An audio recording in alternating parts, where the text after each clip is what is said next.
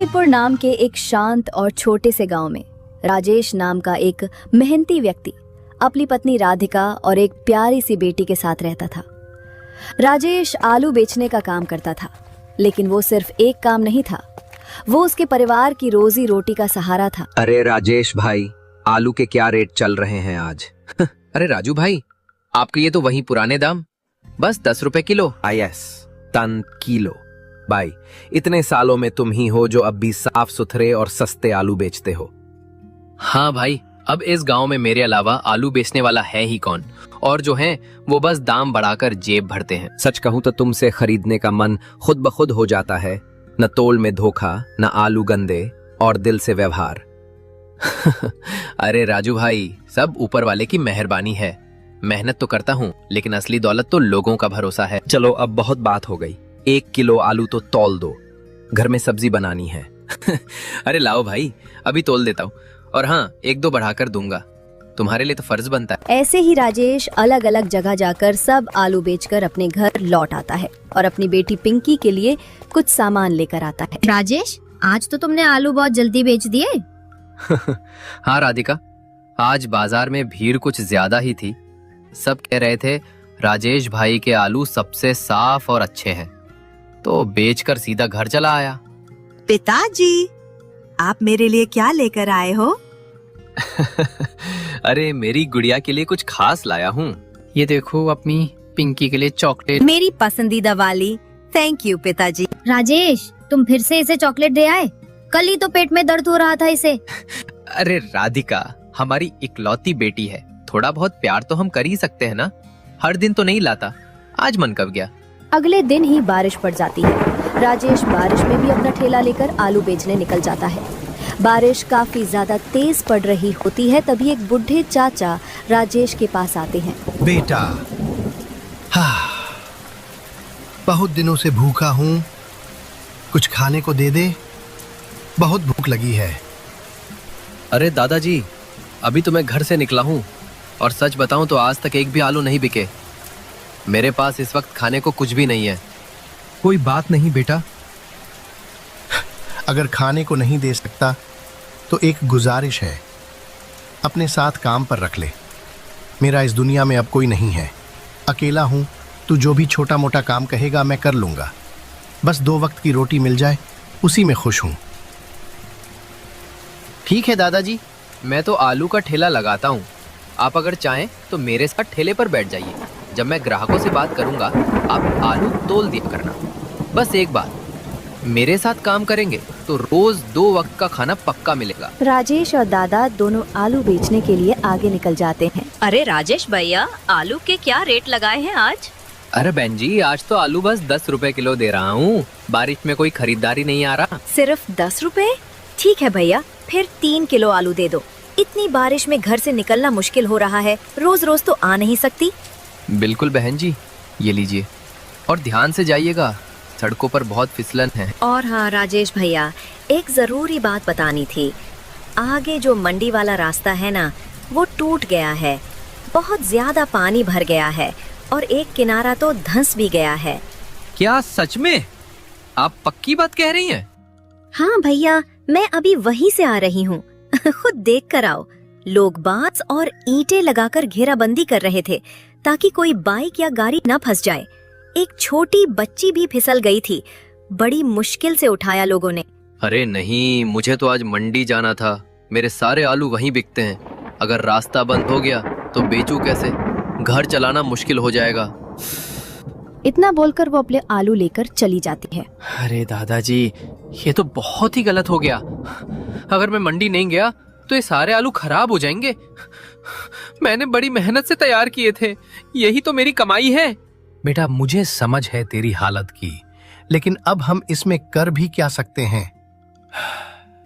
रास्ता पूरी तरह से टूट चुका है और ऊपर से पानी बहुत तेज बह रहा है। हाँ दादाजी, आप सही कह रहे हैं। मैं सोच भी नहीं सकता था कि इस बार की बारिश इतना बड़ा नुकसान कर जाएगी। बेटा परेशान मत हो, नुकसान जरूर हुआ है पर जान से बढ़कर कुछ नहीं। मंडी फिर लग जाएगी, रास्ता फिर बन जाएगा। आपकी बात बिल्कुल ठीक है दादाजी, सही समय आने तक इंतजार करना ही समझदारी है। राजेश और दादाजी दोनों अपने घर आ जाते हैं। अरे राजेश, ये कौन है? और आज तुम फिर इतनी जल्दी आ गए? क्या आज फिर आलू जल्दी बिक गए? नहीं राधिका, आज तो एक भी आलू नहीं बिका। रास्ते में इतना पानी भर गया है कि ठेला लेकर चलना मुश्किल हो गया। और सबसे बड़ी बात, आगे का ब्रिज टूट चुका है। तुम क्या कह रहे हो राजेश? अगर तुम मंडी नहीं जा पाए तो सेठ जी से जो हमने कर्ज लिया था वो कैसे चुकाएंगे? हाँ राधिका, सब याद है। और सबसे बड़ा डर यही है, सेठ जी के पास तो हमारे घर के कागजात भी गिरवी रखे हैं। अगर समय पर पैसा नहीं दिया तो ना जाने क्या होगा। ठीक है राजेश, तुम 1-2 दिन देख लो, क्या पता बारिश थम जाए और रास्ता फिर से बन जाए। तू सही कह रही है राधिका, थोड़ा सब्र करना होगा। मैं इस बीच गांव में ही ठेला लगाकर देखता हूँ, शायद गांव वाले ही कुछ आलू खरीद ले। ऐसे ही 2-3 दिन लगातार बारिश पड़ती रहती है। तभी राजेश के घर सेठ जी आता है पैसे लेने के लिए। अरे सेठ जी, आप इतनी बारिश में मेरे घर? क्या बात है, सब ठीक तो है? ठीक कैसे होगा राजेश? तू आलू के काम के लिए मुझसे ढेर सारे पैसे उधार ले गया था, लेकिन अब कई दिनों से तूने एक भी पैसा वापस नहीं किया। न कोई खबर, न कोई हिसाब। सेठ जी, मैं समझ सकता हूँ आपकी चिंता, लेकिन हालत ऐसे बन गए हैं कि मेरे बस में कुछ भी नहीं। जिस रास्ते से मैं मंडी आलू लेकर जाता था, वो रास्ता पानी के तेज बहाव में पूरी तरह टूट चुका है। राजेश, मुझे तेरे रास्तों और बारिश से कोई मतलब नहीं। मैंने तुझे पैसे उधार पर तेरे काम के लिए नहीं दिए थे, मैंने तुझे पैसे दिए थे वापसी के लिए। अगर तूने तय समय पर पैसे नहीं दिए तो मैं तेरा घर अपने कब्जे में कर लूंगा। ये मेरा आखिरी चेतावनी है। सेठ जी, आप ऐसा मत कहिए, ये घर मेरे बाप दादा की निशानी है। मेरी बीवी और बेटी इसी छत के नीचे रहती है। मैं आपको वादा करता हूँ, जैसे ही बारिश थमेगी और रास्ता खुलेगा, मैं मंडी जाकर सारा माल बेचकर आपका एक एक पैसा लौटा दूंगा। राजेश, तेरी बातों पर भरोसा करना अब मुश्किल हो रहा है। लेकिन देख, मैं तुझे 2 दिन और देता हूँ। अगर 2 दिन में कुछ हलचल नहीं हुई तो समझ ले, अगली बार मैं खाली हाथ नहीं आऊंगा। सेठ इतना बोलकर वहाँ से चला जाता है। राजेश, अब हम क्या करेंगे? सेठ जी तो अपने पैसे मांग रहे हैं। अगर हमने पैसे नहीं दिए तो वो घर छीन लेंगे, हम कहाँ जाएंगे? यही तो मेरी भी समझ में नहीं आ रहा राधिका। बारिश इतनी तेज पड़ रही है कि मंडी जाना नामुमकिन हो गया है। हर रास्ता बंद है, समझ नहीं आता क्या करूं। बेटा राजेश, अगर कहूँ तो एक बात है, शायद हल निकल आए। कहिए दादाजी, आप तो हमेशा रास्ता निकालते हैं। देखो, हमारे पास आलू तो खूब सारे भरे हुए हैं, क्यों ना हम गांव में समोसे का ठेला लगाएं। बारिश में वैसे भी लोगों को गरम गरम खाने की तलब लगती है, समोसे बिकेंगे। आपकी बात तो ठीक है दादाजी, लेकिन मुझे समोसे बनाना नहीं आते। मैं तो कभी किचन में। उसकी चिंता तुम मत करो, मैं बहुत अच्छे समोसे बना लेता हूँ। पुराने जमाने में मैं गांव के मेले में समोसे बेचा करता था। बस तू मेरा साथ देना, आलू छीलना, मसाला बनाना, बाकी मुझ पर छोड़ दे। हाँ राजेश, ये विचार बुरा नहीं है। हमारे पास सामान भी है और समय भी। घर में बैठकर चिंता करने से अच्छा है कुछ किया जाए। अगले के दिन से राजेश और दादाजी दोनों समोसे का ठेला लगाने चौपाल पर चले जाते हैं। बारिश काफी ज्यादा तेज पड़ रही होती है। तभी दीपक आता है समोसे खाने के लिए। दादाजी, अरे राजेश भाई, ये क्या देख रहा हूँ? आप तो आलू बेचते थे, अब समोसे बेचने लगे? कब से ये काम शुरू कर दिया? अरे दीपक भाई, क्या बताऊं यार, बारिश ने तो जैसे जिंदगी ही बदल दी। मंडी जाने का रास्ता पानी में बह गया, ठेला चल नहीं पा रहा था और घर में ढेर सारे आलू पड़े थे। सोचो, तो कुछ करना ही था, तो दादाजी के आइडिया से ये समोसे का ठेला शुरू कर दिया। चलो भाई, काम कोई भी छोटा बड़ा नहीं होता, और गरम गरम समोसे की खुशबू तो दूर से ही खींच लाई।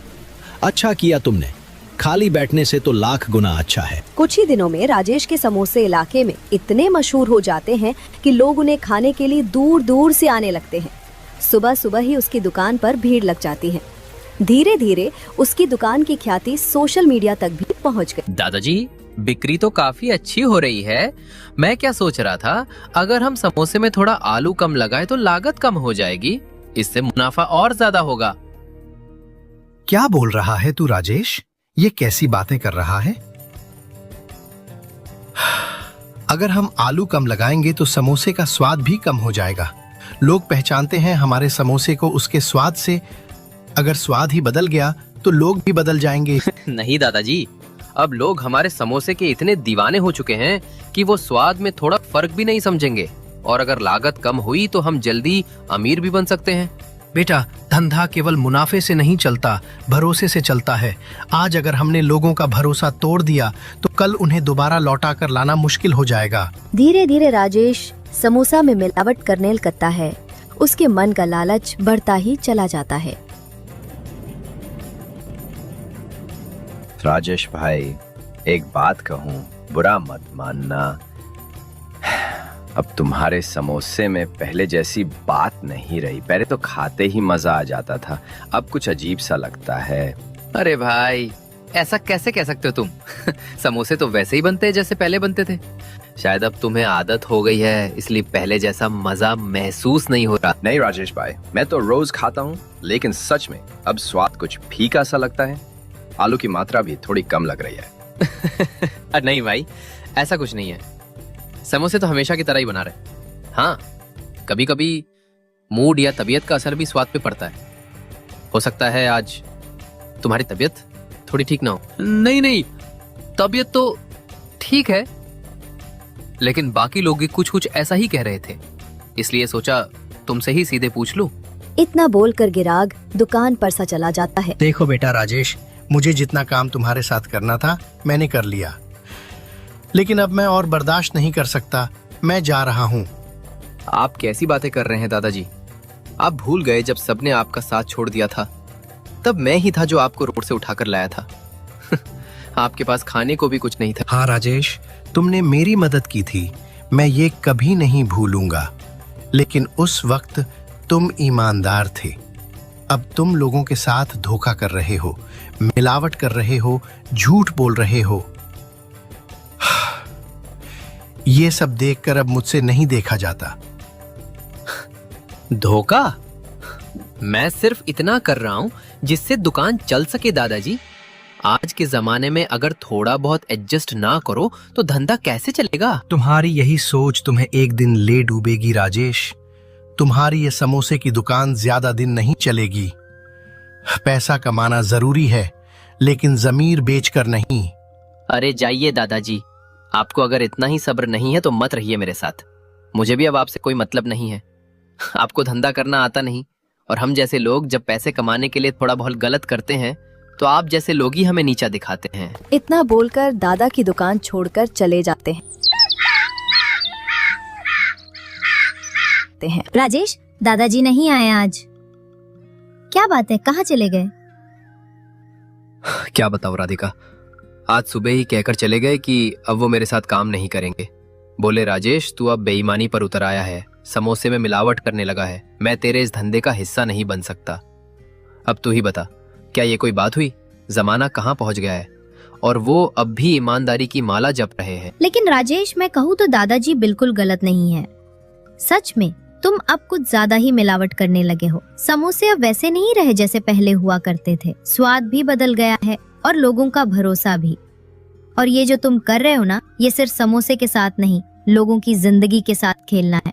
अरे राधिका, अब तुम भी वही बातें दोहराने लगी।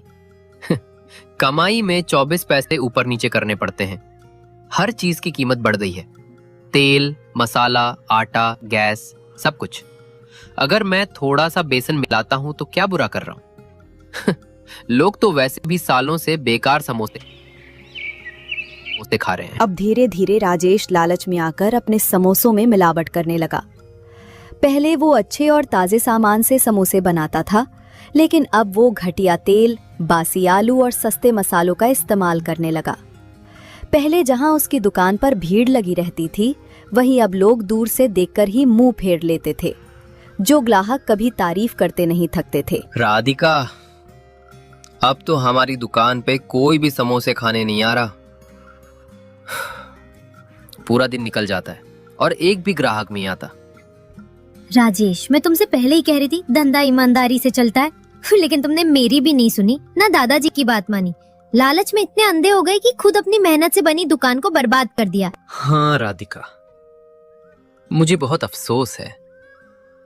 याद है, पहले टोकरी भर भर के समोसे बिकते थे, लोगों की लाइन लगती थी, और आज मुझे देखते ही लोग नजरें फेर लेते हैं। क्योंकि तुमने लोगों के भरोसे के साथ खेला राजेश।